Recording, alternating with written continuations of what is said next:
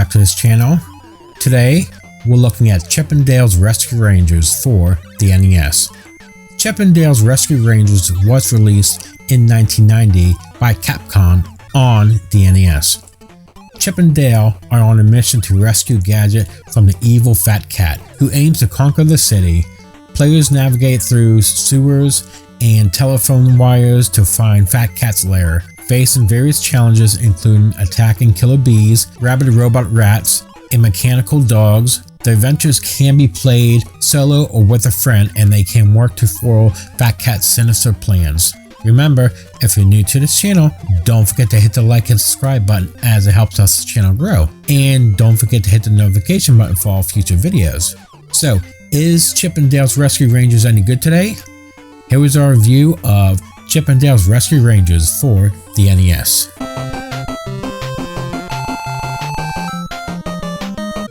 The Rescue Rangers' friendly neighbor's cat is missing. The ever-helpful heroes attempt to find the cat, with Gadget going on ahead to scatter some items that may help, but of course, it's a trap, as Fat Cat ends up capturing Gadget, so now it's up to the Rescue Rangers to save her. The story is told by cutscenes throughout the game, and they did a nice job telling the story.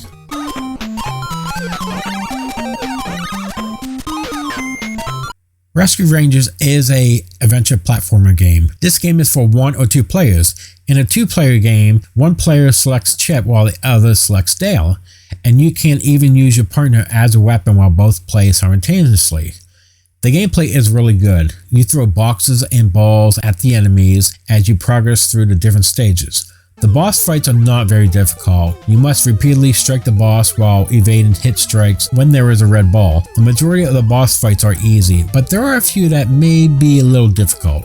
Another fantastic aspect of the game is the stages themselves.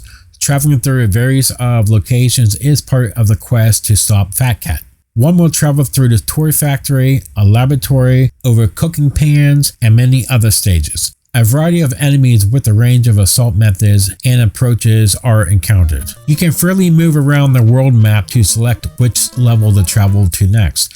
Therefore, if you want to, you can skip some levels. To beat the game, you don't need to finish every level in the game, and that's a good touch, and I wish more older games had that. The 2 players cooperative option is one feature that truly sets the game apart from the others.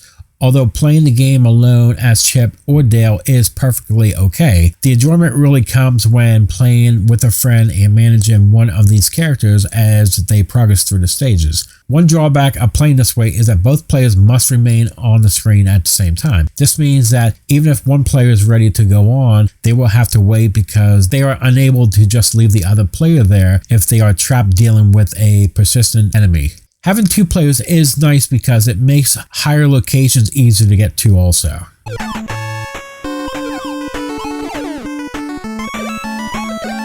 Chip 'n Dale's Rescue Rangers is probably one of the better looking NES games on the platform. The visuals are sharp and crisp, moving smoothly at most parts but lagging to the occasional slowdown when things get a little too intense. The characters are animated well, as are the enemies. The game is bright and vibrant, and while graphically technical mishaps are still there, they aren't nearly noticeable as they are in a lot of other games. The animation in this game is really ahead of its time, and it looks like it could rival some Super Nintendo games. Everything is just fluid.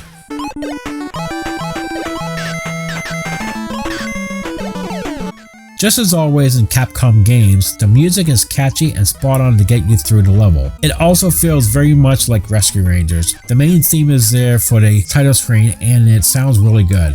While I think the rest of the music isn't direct versions of the music from the show, it certainly feels like it could be. At least sounds like it borrows a few notes from songs in the series. The sound effects are okay. It's the usual Disney game sound effects. Nothing too special with the sound effects, but they do sound good.